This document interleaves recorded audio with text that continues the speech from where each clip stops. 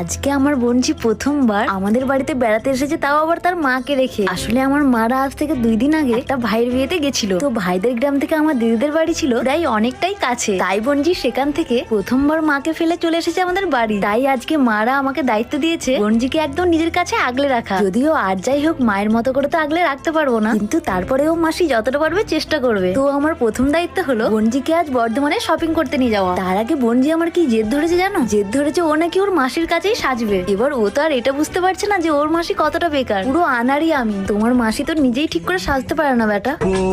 তাহলে তোমার মতো একটা মিষ্টি মেয়েকে কিভাবে সাজাবে বলো? ঠিক আছে, তুমি আমাকে আজকে মেকআপ করে দেবে? হ্যাঁ, আমি নিজে মেকআপ করতে পারি না। এই পাউডার দিয়ে দেবো, লিপস্টিক করে দেবো। বিশ্বাস করো, আমি এই বয়সে যত না সাজতে পারি, আমার বোনটি এই বয়সে আমার থেকে অনেক বেশি ভালো সাজাতে পারে। আমি মেকআপ বলতে শুধু দুটো জিনিসই বুঝি, এক হলো ফেস পাউডার আর 2 হলো লিপস্টিক। মানে আমি যখন বাইরে কোথাও